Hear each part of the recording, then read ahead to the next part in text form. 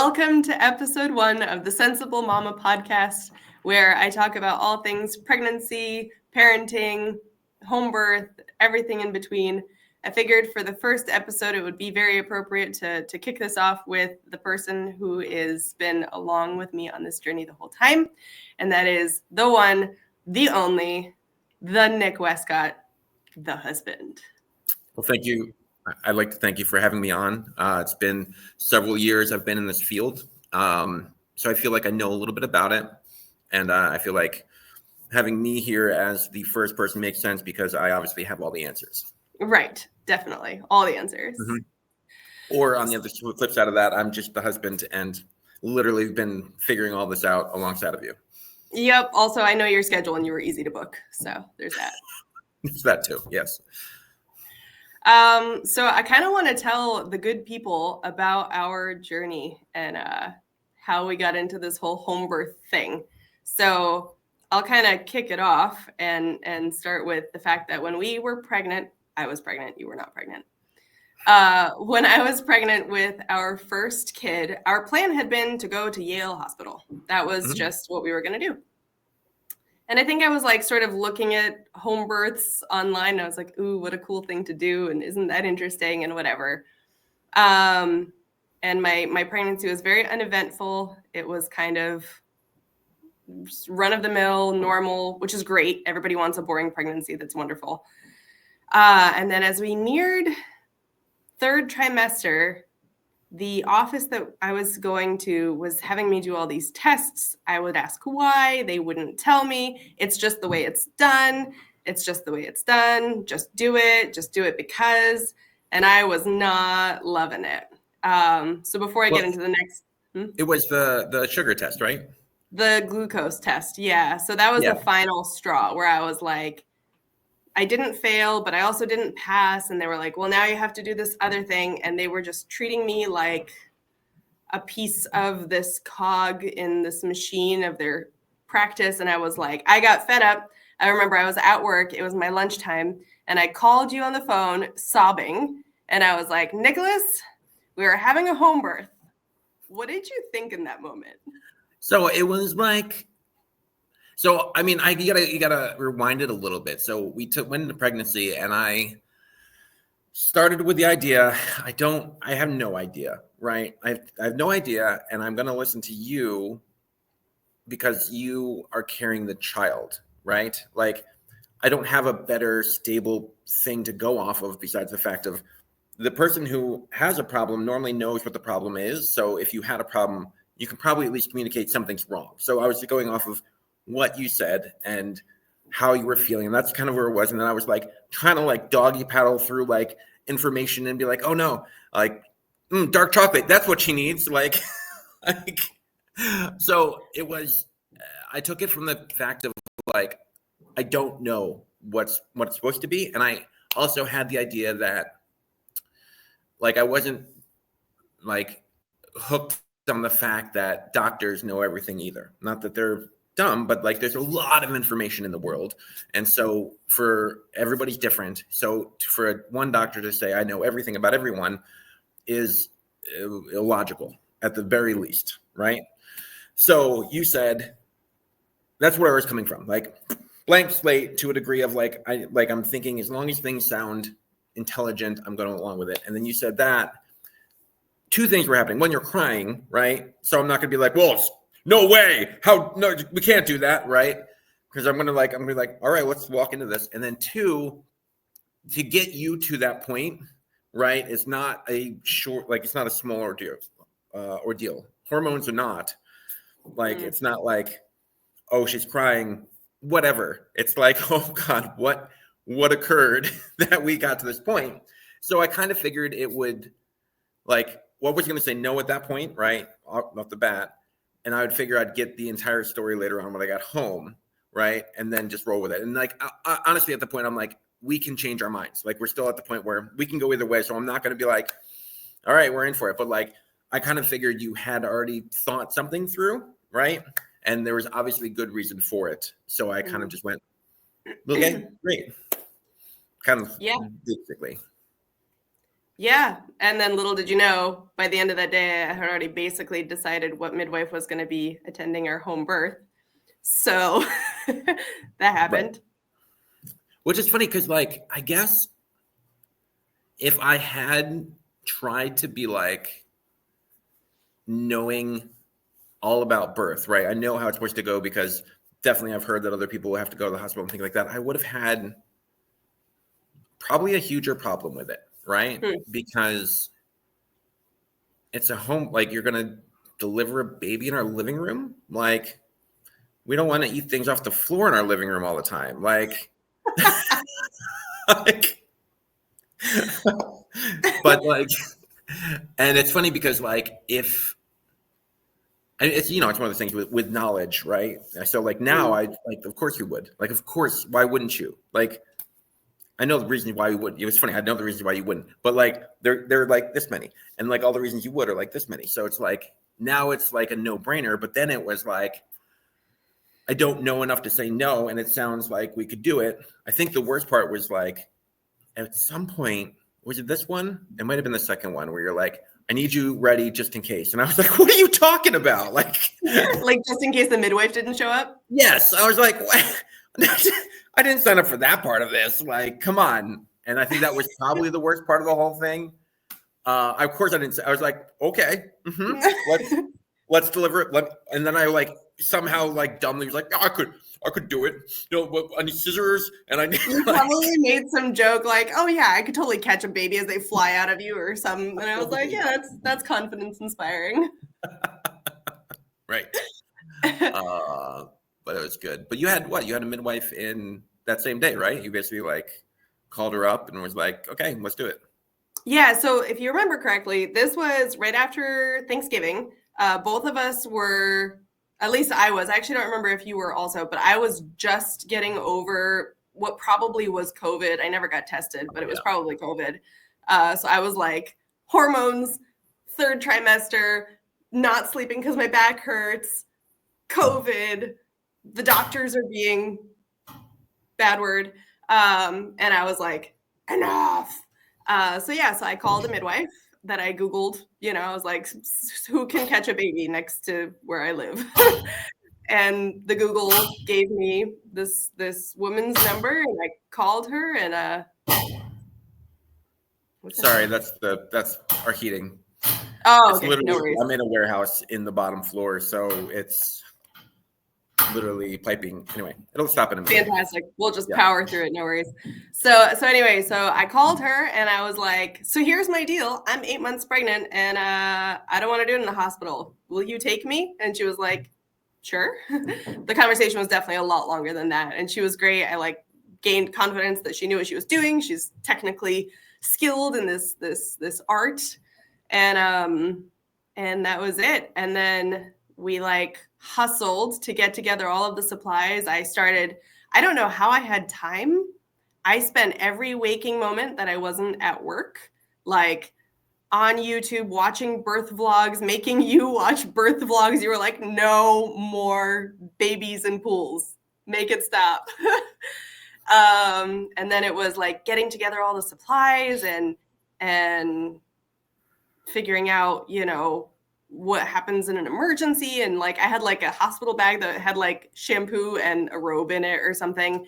Definitely wasn't ready for that. Anyway, that's a topic for a whole nother episode. But then, okay, so let's talk about the actual birth. So this is the first kid. I woke up, it was my 30th birthday. I woke up at 3:00 in the morning and I was like, ooh, that's a contraction. That's for real. And being a lovely, good wife, I told you to go back to sleep when you woke up, and which is good. Listen, ladies out there, have your husband sleep, especially if it's your first baby. He needs the energy. If you're anything like me in labor, your husband needs the all the energy that he can possibly get to help support you through this. You want him well rested. Yes, and fed. Make sure he's nicely fed, nicely rested. Give him back rub the night before if possible. All right, now you're getting carried away. Trying to help. So what was it like from your perspective, the whole labor the first time at home? So it was a consistent, all attention on you kind of thing, like where it was a lot, right? It was like overwhelming, like your wife is in pain and making noises that she shouldn't make normally, right? and you can't, like, stop it, like there's not a like, you can't fix it, right? But there's this whole thing you got to work through, and the first time it's absolutely, like, I don't know, it's scary, right? Like, I don't know what's gonna happen. Like, you're making noises, you're in pain, like, is it gonna come out right? Are you gonna blow up? Like, is it gonna be like an alien situation? Like, I don't know.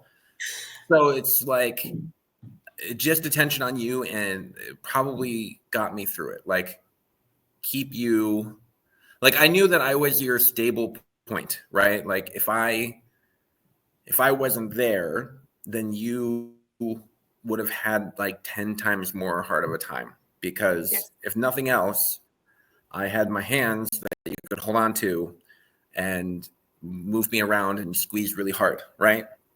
But you also needed that support. Like, obviously you're going through something, so like there's that emotional support, like you can make it, like you can do it, like there's that. I just knew you needed that aspect of things. Without even, like, you were amazing. Like, don't get me wrong, you could have done it on your own. Like, I know you could have, but like it wouldn't. I don't say it would be fun, but I'm just saying, like, from my end, it was just all the attention there. And I just remember when the baby finally came out, and then everybody like chilled, and I went and I got a bowl of cereal and I sat down. I love that picture. I was literally talking to somebody on the phone the other day about this whole scenario, a mom who just recently had a baby like 2 months ago. And I told her the story of your bowl of cereal, and I sent her the picture, and she like couldn't stop laughing. It's hysterical. Yeah, I mean, it was just like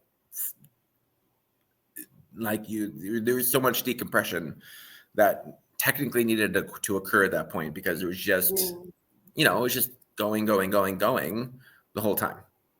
Yeah. Which obviously. And the whole time was a long time, because my first labor was 23 hours. That was not, it wasn't a quick one. So it was a little, I mean, I say it was a marathon, except now after talking to a whole bunch of other moms, there was one mom who messaged me on my Facebook page, and she was like, I was in labor for 5 days. And I was like, cool. Mine was easy peasy. Never mind. 5 days? Yeah. Like, what level of labor was she in? I don't know. I didn't get the details, but still. Yeah. Nope. I'm out. No, but in all seriousness, you were the rock. Like, because obviously I had my midwife. My parents were at the house with us. I had my midwife's birth assistant. She was amazing too.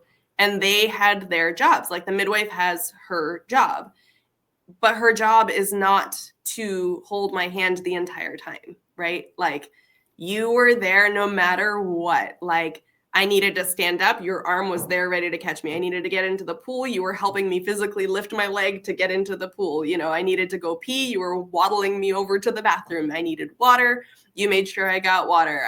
Whatever it was, you were such a stable, like, point of reference almost, where I was like, okay, we're going to go through this whole thing from beginning to end. And at the end, it's going to get real intense. And through that whole thing, there's just this stable line of Nicholas, like, whatever we're going to go through, we're going to go through it together. I don't know what I'm doing. You don't know what you're doing. I mean, we kind of know what we're doing, but not really. Like, particularly with the first time kid, like, I don't know how to push. People are like, you'll know when you know. And I'm like, do I know? Is it now? Do I know? I don't know. Like, it's weird. It's a totally weird thing.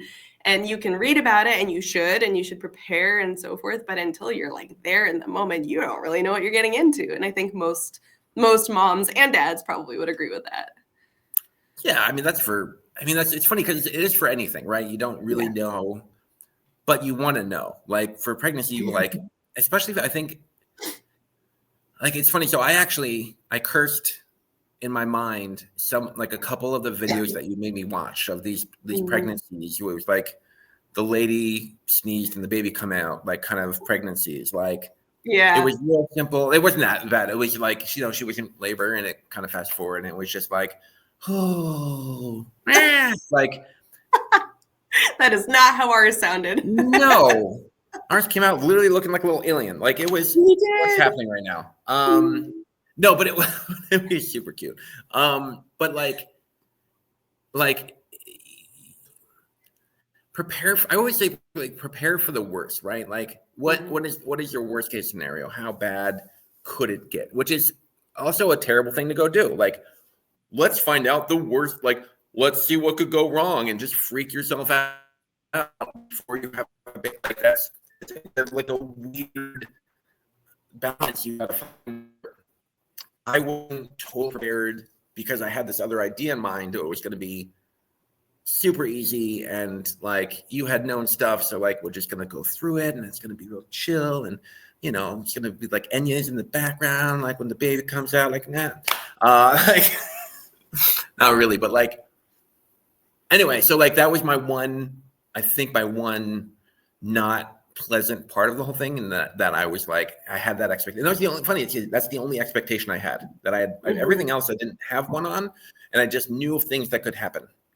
And then and that was the only one I was kind of, and that was the one thing that let me down. So it kind of worked out. Don't have expectations. Yeah, it's interesting because like you said, like you don't want to go seeking out what are the worst case scenarios and what are all the things that could go wrong. So there's like a balance that you have to keep there as the expecting mama and also probably as the husband. Like sure, you absolutely should pack a hospital bag and you should have a car seat installed in your car and ready to go. And if there's snow, like if you're like me and have all your babies in the winter, have the snow cleared off your car early in labor, like all these things, you put on a seatbelt when you get in the car, not because you think you're going to be in an accident or you plan to be in an accident or anything like that. And you don't even think about it. You just kind of do the action. And then if an accident happens, you're covered, right? But then at the same time, to just sort of stick with that analogy, you don't like, before you get in the car, Google how many accidents were there today, and what are the chances of my kind of car, flipping over, and how many people die. You don't want to like get into that frame of mind either. So where is that balance? Like, what do you think would have been the sort of sweet spot for that for you? I guess I don't know. Like we did some good things. You went to that one birthing class that taught me not to go like that was a stable point for me up to that point. I thought that's exactly how women breathe when they have babies. But so I think it's just you need somebody. You need somebody that's gonna tell you. Do you know what I mean? Because like you Googling it, like anything, right? Like, oh my God. So it's literally anything. Like, what's this lump on my arm? It's cancer, right? You Google it, it's cancer. Absolutely. Every time. Yep. And it's the same thing where I think you just need somebody who can go literally have these things ready, right? Be prepared for these outcomes. And they don't have to go into detail, right? If somebody was like, hey, just be ready for a 2-day labor. You know what I mean? Like, just be prepared. It might go longer and it might be shorter, but be prepared for it. Yeah. And so and then you can ask questions at that point, right? So if, like for me to labor, okay, well, who sleeps when? Like, can the lady sleep? Like, what goes on there? Like, do I get to sleep at all? Should I have a lot of coffee? Like, those are the questions I would ask if that was somebody brought it up. But then it's not, I'm not reading the article. Lady in labor for 2 full days, husband now dead. Like or something like that, where if somebody goes, have the hospital bag ready because, and there could be a situation where we need to go to the hospital. There's several that could come up, and just be ready, and have the exit plan, be prepared for it. Obviously, we're not planning to do that, like that. Everything is set up appropriately, but be prepared for it. And I think if I just got that rundown just that way, right? If like, if even, I don't know. And then a couple, like the videos were helpful to the degree of like knowing that, you know, the loud sounds coming out of your wife isn't bad, right? Like I say that, but it's kind of true. Like, no, I laugh because you're being nice when you just say it's loud sounds, like the absolute guttural feral screams at the end. You can be honest. It's okay. At that point, you're just like, let it be over. I don't even care what you're doing. But no, like, so yeah, but it's just like, you know, I mean, there's no real way to fully prepare for it, right? But I would just say, like, get a couple basic, good and bad, you know, videos to watch for labor, so you can see the two sides of it and everything in between, and know that it can get worse and know that it can get better, right? And that's kind of like, you kind of need to keep it open. Like, you can't, I don't know, it's like talking to people. You can't just like robotically talk to people. You can't be like, hello, how are you? My day is fine. So is yours. I mean, you can, but then nobody likes you and you never actually have conversations, and like, it doesn't go well. But like, it's the same thing with this, where like, there is a plethora of things that could happen. Good, bad. It doesn't, like, I'm not trying to say it's like bad things, but it's like things happen in different ways. Like, you were in the pool and that didn't work because you enjoy the pool too much. So get out of the pool. Yeah. So like, I don't know. That's what I would say. Like, definitely for dads, just like read up, but don't read up like, I don't know. Do it. Actually, you know what? Do what makes you feel confident. I guess at the end of the day, because there's no one way to go about it either there. Like, because I probably didn't need as much information as another dad does. Like, somebody might just be like, I need to know so I can be prepared. Give me all of the gory details. And that's might be what they want. Yeah. And that, so like, find out what your sweet spot is. As long as you have an idea of what it is, I don't know, just do it, right? I guess that would be the way to, I don't know, that's really terrible advice. Do what feels good, man. I don't know what to tell you. Like, whatever. So I think another thing that I would advise, so for moms, I have a list of books that, weirdly enough, I thought I was ready. I thought I was really good at preparing. And then I was reading all these books after having both of my babies. And I'm like, wow, had I read these ahead of time, I would have been, because, you know, like, they go into things like, what do you do if, you know, you start hemorrhaging? Like, that's a scary thing. And you hear about moms who are bleeding way too much after birth. I mean, yes, it's scary. It's a serious thing, but there's like actually things that you can do to be causative over it. Like, it's not just like you have a baby, you're not just like a helpless floppy flop about it. Do you know what I mean? Like, there's actually things that you can do. And like, okay, what if baby is positioned this way? What if baby is positioned that way? What if you're feeling this sensation or that sensation? You can change, you can move this position, you can try this herb, you can try this tincture. Like, there's actually things that you can do to mitigate the situations that you could run into during the course of labor. But if you don't know what those are, or worse, if you're in a hospital and you just relegate all responsibility over to a healthcare professional who is following whatever, that's a whole nother rant. Somebody has a couple issues with this healthcare professionals, I can tell. What? I don't know what you're talking about. Yeah, but there's things that you can do. And then the other thing is, if ahead of time, like throughout your whole pregnancy, you're monitoring your pregnancy. You know when something feels off. You know, with the midwife, she's going to measure your belly and she's going to figure out which position the baby is in. Like, these are all things you can do ahead of time. And then if you're like, hey, the baby's position is so-and-so, you can actually look at it like ahead of time, be like, okay, what can I do to get on top of that now? What can I do, you know, during labor to like, there are positions that help certain situations. Anyway, my point is, like, you're not helpless. When you're in labor, you are anything but helpless, particularly when you're having a baby at home, because you're free to do all of these things, you know, like the honey thing. I was like super low on energy, which actually is a common thing. Like, one of the most common, I have to have the stats on this for next time I talk about it. I just don't have them on me right now. But one of the most common things that people go to hospital, like transfer to hospitals for during home birth, is just maternal exhaustion, which is not an emergency, but it happens where the mom's like, I'm too tired. This is too much. I can't keep going. And I hit that point. I did. I remember I was 20 hours in or something, and I was like, I'm done. No more. I can't do this. And that was when the birth assistant / doula like got in my face and was like, listen, girl, this is what we're gonna do. And I'm gonna have an episode with her, and I'm gonna go about, talk about that whole situation with her too. But and then the midwife was like, give her honey. And I was like, I don't know. And then you or my mom or somebody went and got a tablespoon of honey. Tell me that's gonna happen in a hospital where the doctor's like, I prescribe honey. Like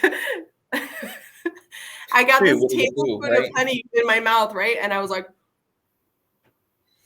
let's go. Like, you're not exaggerating, which is the funny part. Like, I literally watched you do exactly. You're like energy reignited. It was the weirdest thing ever.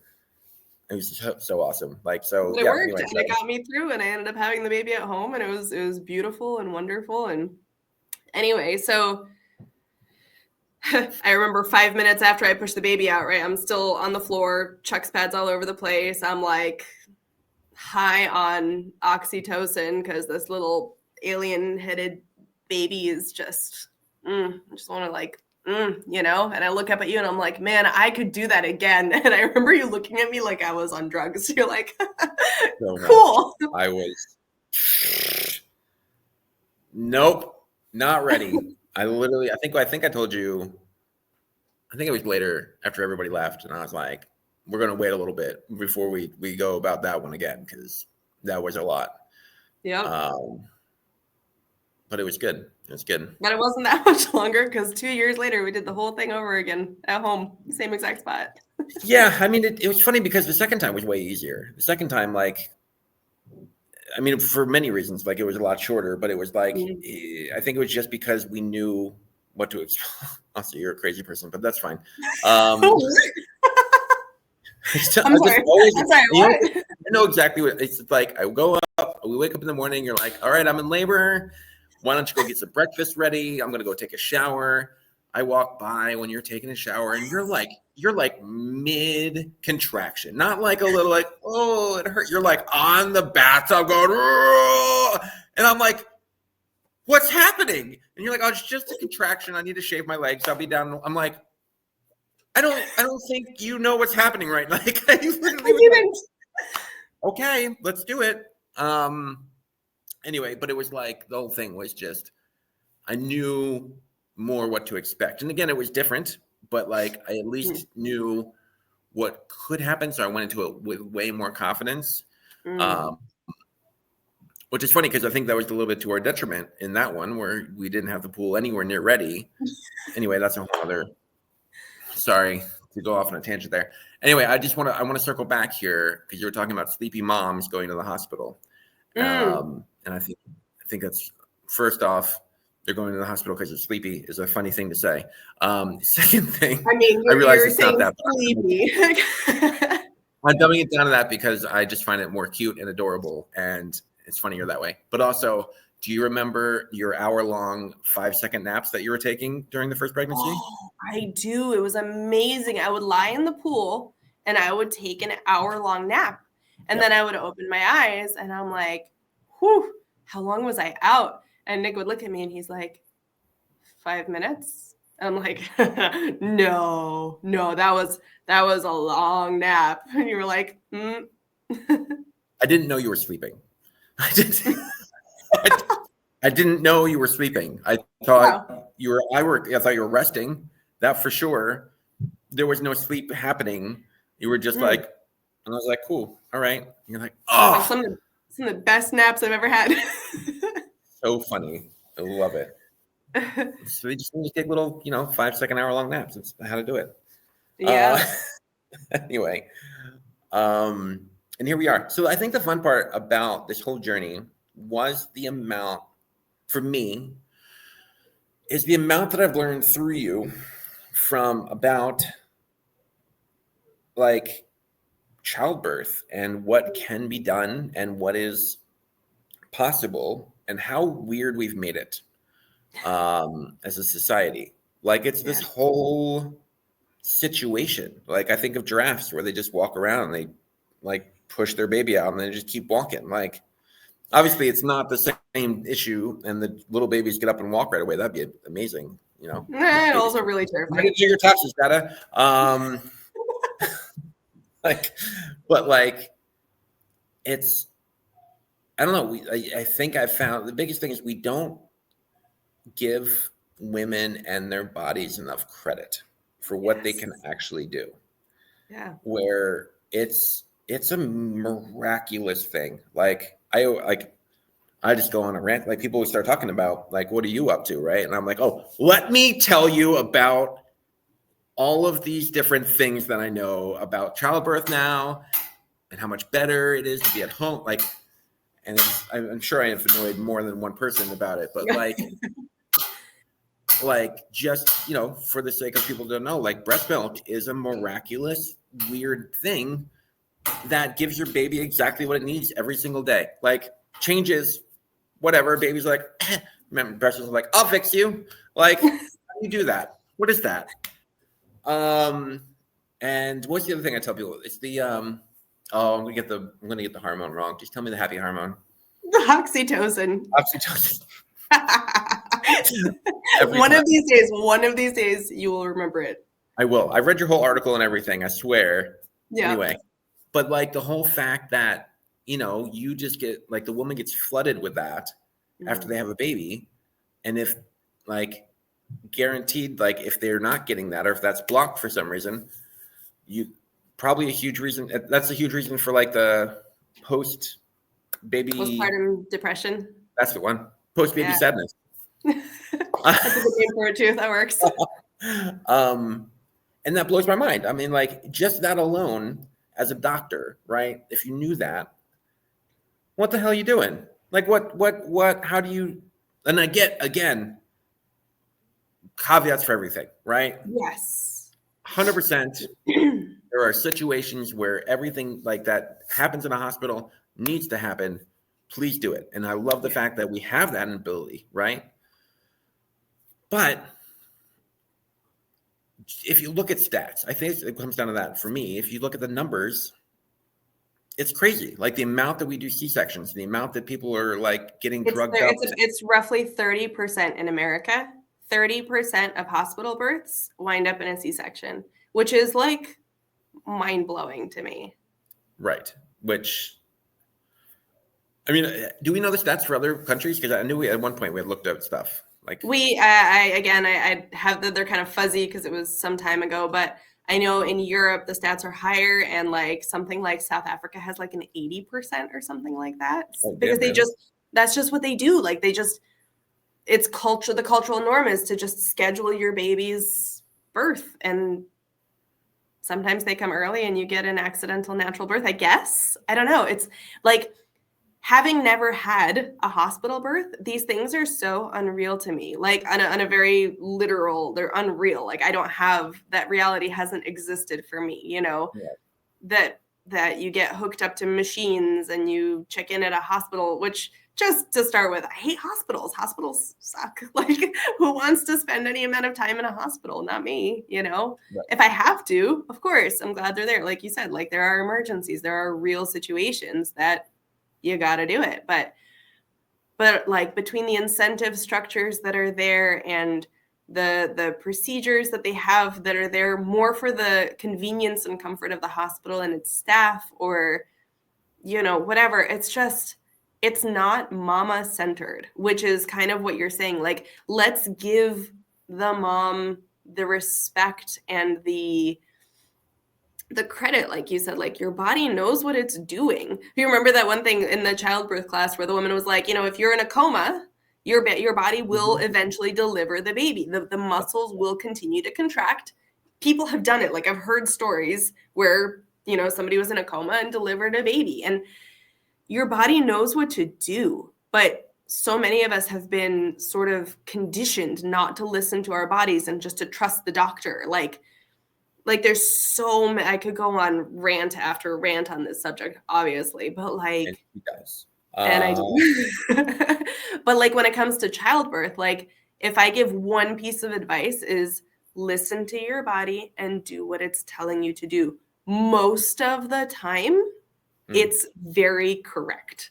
If it's saying to lie down, you should probably lie down. If it's saying to eat food, you should probably eat food. If it's saying to get out of the position on your back and get on all fours, just do it, woman. Just do it. Like it's telling you that for a reason. I'm convinced, despite the fact that my husband calls me a crazy person for shaving my legs and clipping my toenails while I was like having contractions that were, you know, a minute and a half long and 5 minutes apart. I'm convinced that I was just intuitively listening to my body, and that position of having one leg up and then the other leg up, I think that contributed to the speed and efficiency of my contractions and my labor. Because like 5 hours after that, I had a baby in my arms. Like, right? No, I agreed. You know? Yeah, I mean, like I'm not faulting you for that. I think 100%. No, you're right, dear. No, I think you're right. I think part of that is like we need to, I guess, empower is the word. Like basically give. I hate that word because back. it's used for so many weird things. I know, but you're right. But like confidentize. No, I don't have a better one. So basically, like give women back like that confidence of like they do.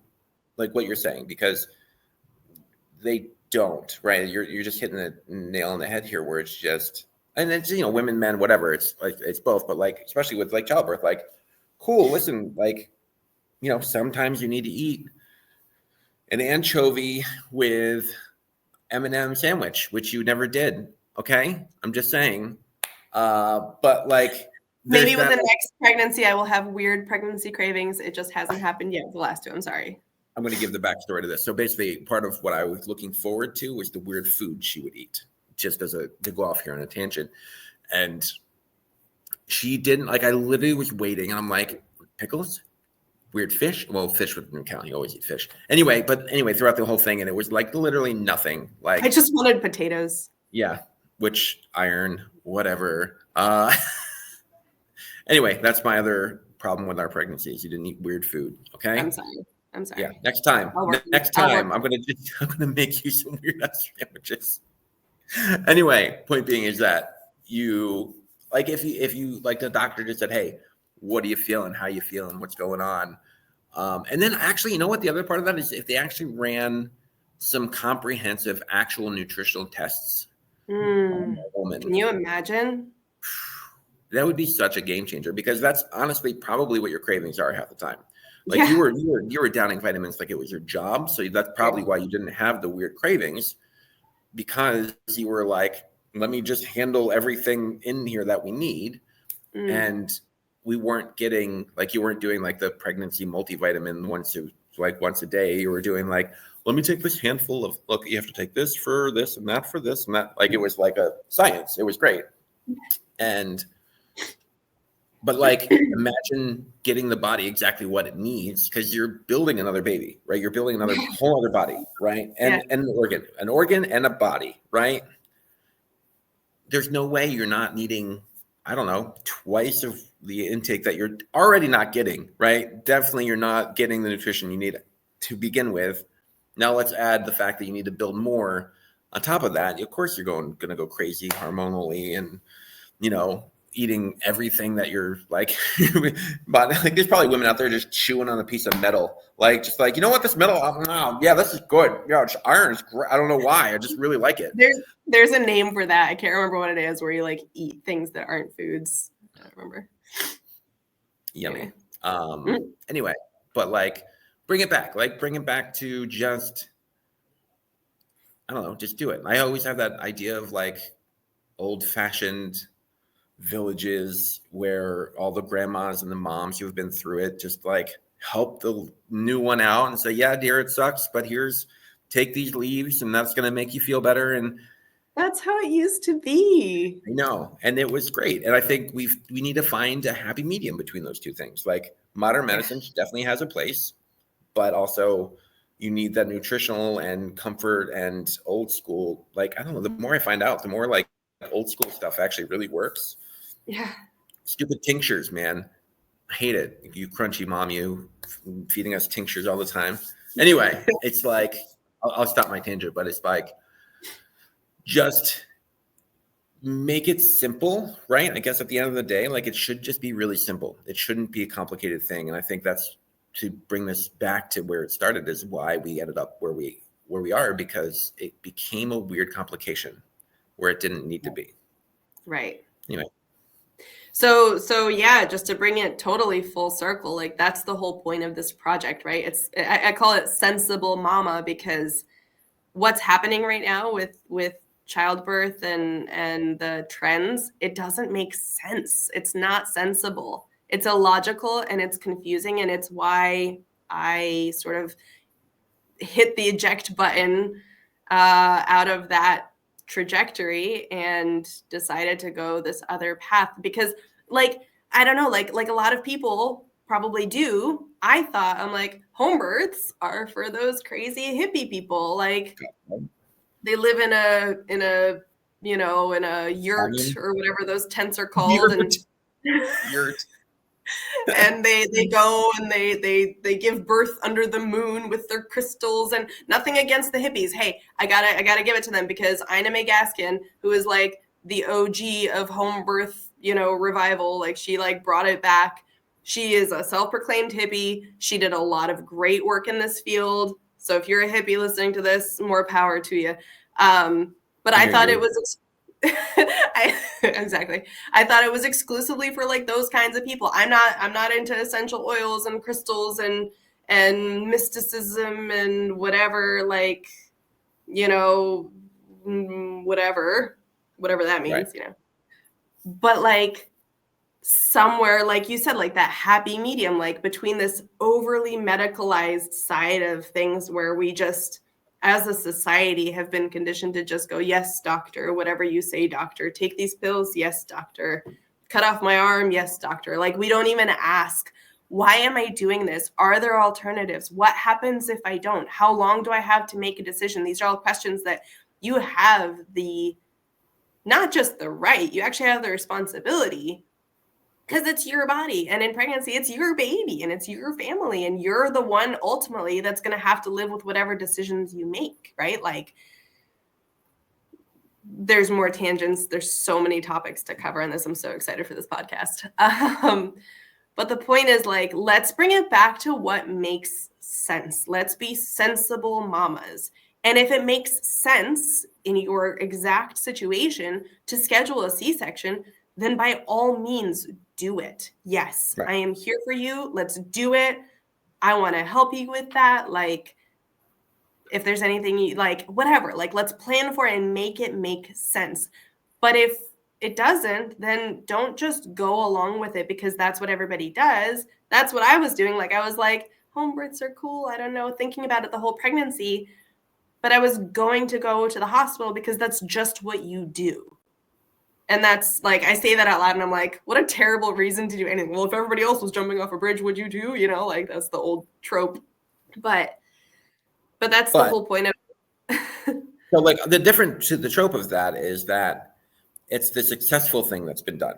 Do you know what I mean? Mm-hmm. Like nobody comes out, like there's a percentage that obviously, you know, it goes wrong when small percentage, but like it's been the successful action, right? It's not just been, well, we're going to go and see if it works. It's like, this is how we know it works.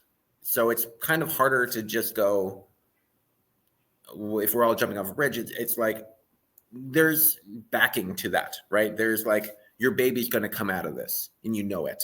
So there's that, I feel like there is that calming fact of the point where you know, you're going to get handled. You know, if anything goes wonky, you're going to get handled, right? And that's, I think, the base point of it, right? And that's why you go to the hospital, is that like the hospital is going to take care of the issues if need be.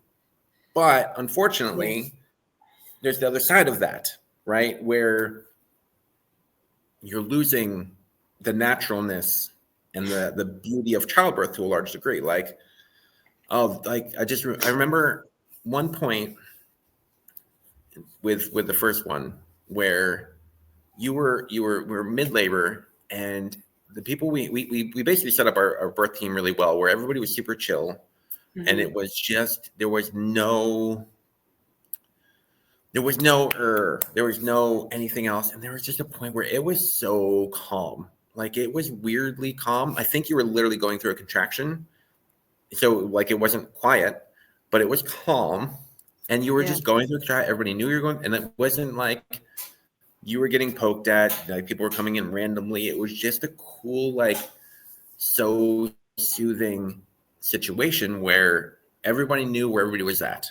We knew we were going to be listened to. And I think that was one of my fears when we went to the hospital, is like, I knew I had to gear up to know what they're going to ask during and after, to know what I needed to shut down. Right. And so I'd be able to say, nope, we're not doing that. And I knew I was going to have to be in for a fight for some of these things, because that's just when you go into it and you find out everything that has to go, what they go into it with the hospital, you go, some of the stuff you really don't want, right? As much as you want to go to hospital, some of the stuff you really just don't want to have happen.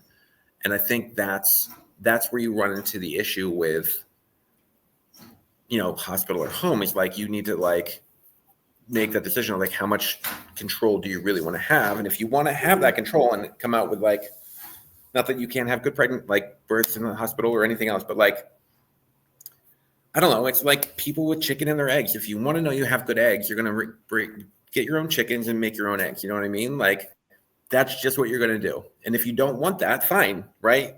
Great. But if you're like to the point where you're like, I want to make sure it's as good as it can be, right? Mm-hmm. You look into it, and then you end up having births at home. Like, I don't know how else you would go about it unless there's some medical thing. Right.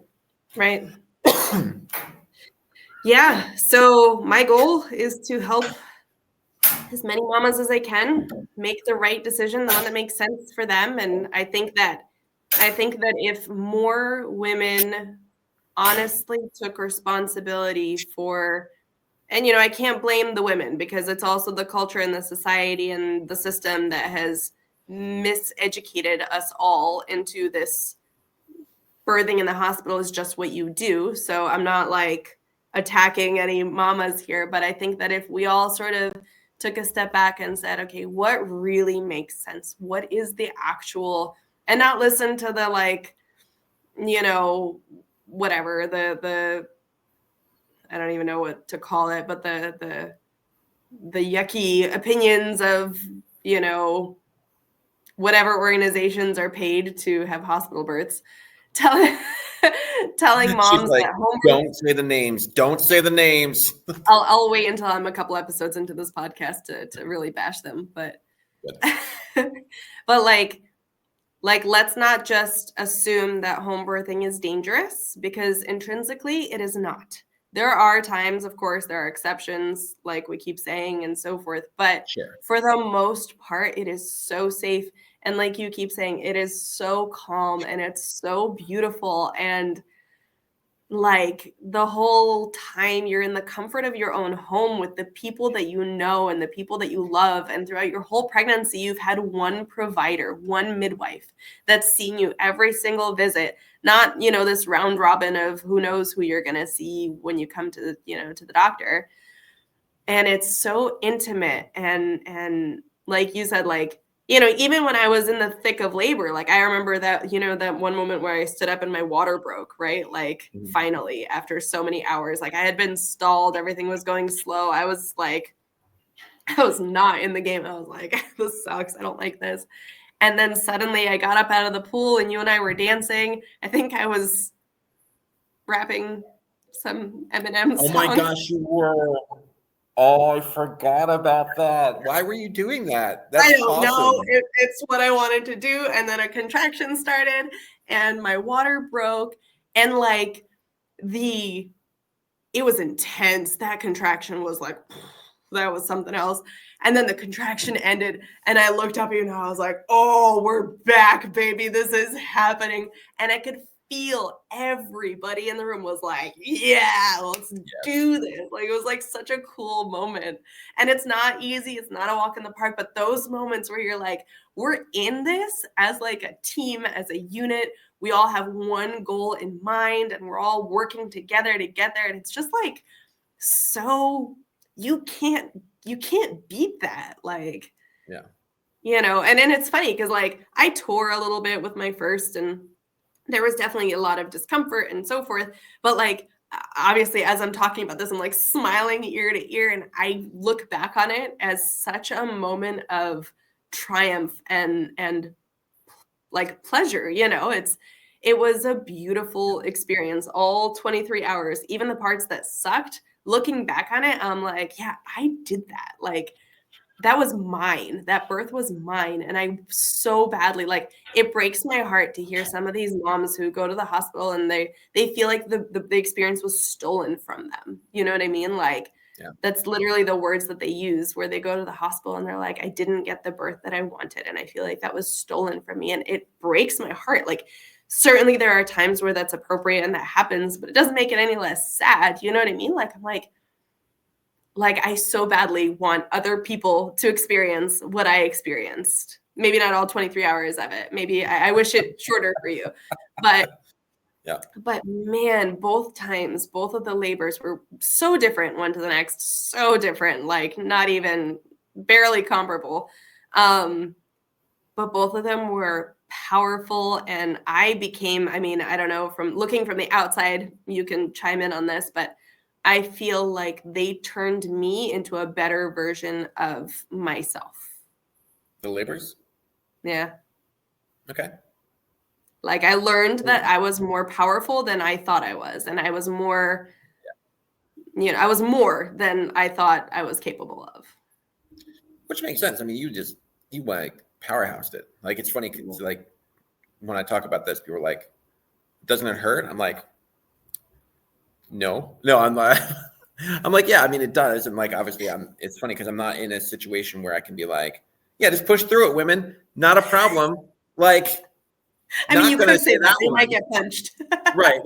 Like, get over it. There's just a little pain. Like, but I think, I mean, just from what you're saying, it's just, there is that point of like, there's the accomplishment of when you're not, like, it's not going to kill you. Right.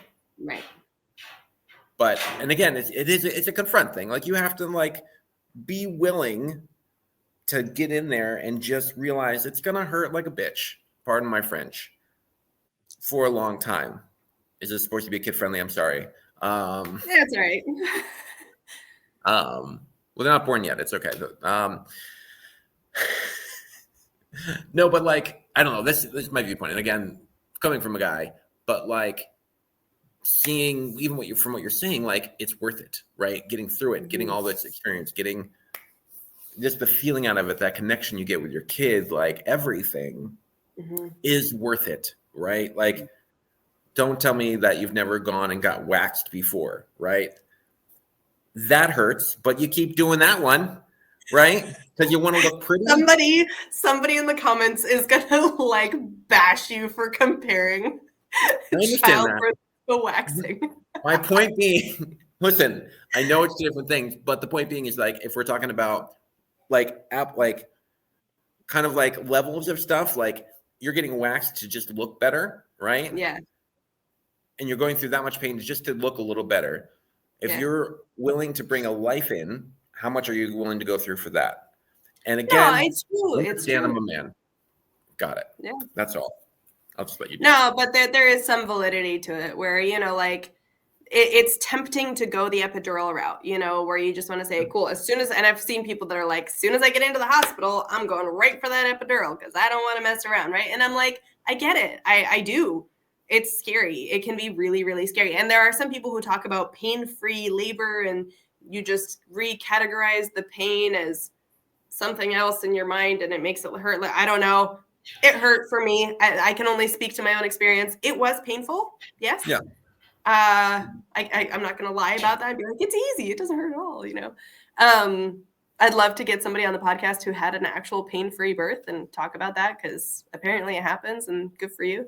But like the epidural is so tempting, you know, like you definitely, Right. you want to avoid pain. That's the, like, that is life, is avoidance of things that hurt you and striving toward things that help you survive is the definition of living. Like that is life, right? Right. And so you feel pain and you're like, I don't want that. So, but it's different, man. When you're in labor, it's a different kind of pain. It's pain with a purpose. It's not like breaking a leg or getting a cut. It's like, and with the second one, you know, I really, really dove into it, I would say, where every contraction, I was like, yes, let's get this baby down. We're doing this. This is so good. And every contraction, I felt the progress. Whereas with my first baby, I was like, ooh, contraction, I don't like it. Ooh, okay, I'm going to get through this. Okay, we can do this, you know, like, but there was definitely some, like, just mentally speaking, there was like resistance. But if you can just remember that there's a purpose behind the pain and just dive into it and say, you know what?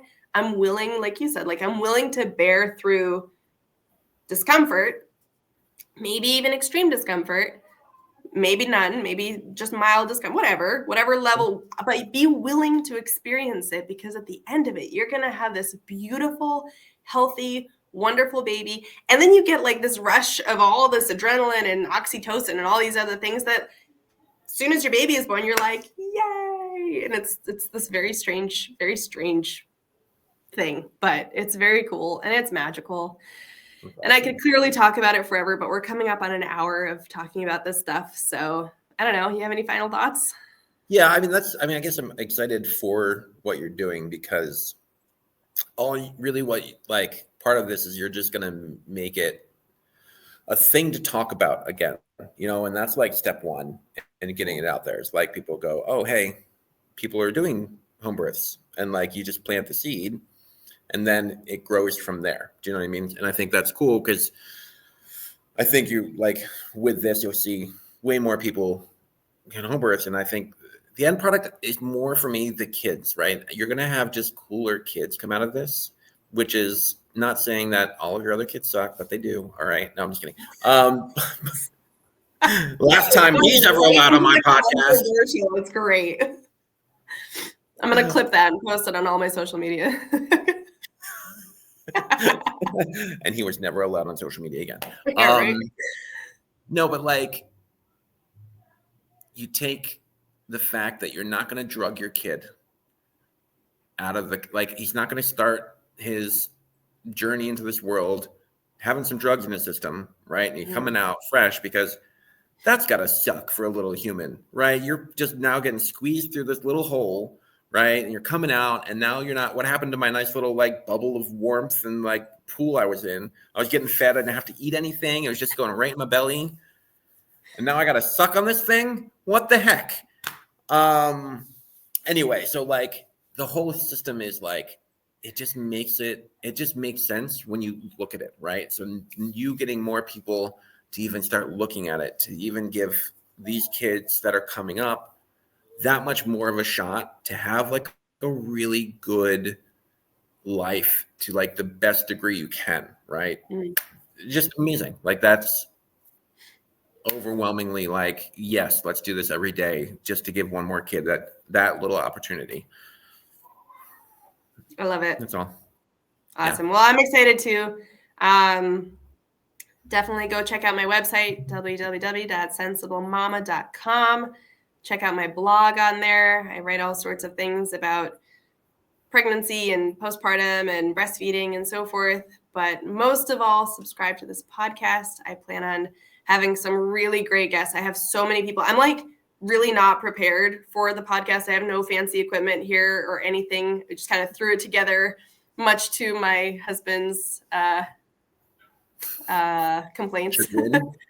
Chagrin. Chagrin, yes.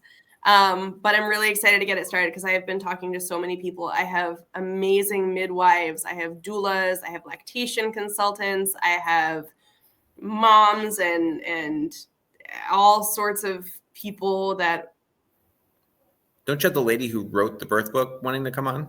I do. I have an author of the birth book. She's going to be on here soon. I just have so many people that want to help me get this word out that like home birthing isn't crazy, and it's not just for hippies, and it's not just for crazy people. It's the sensible thing to do in many cases, and we're going to help you do it. And I'm like so pumped to just get the word out and start talking about it. Obviously, there'll be some conversations about like topics that are kind of surrounding the subject of home birth, not necessarily specifically home birth. But I'm super excited. So for anybody that is interested, I'm excited for you to follow along.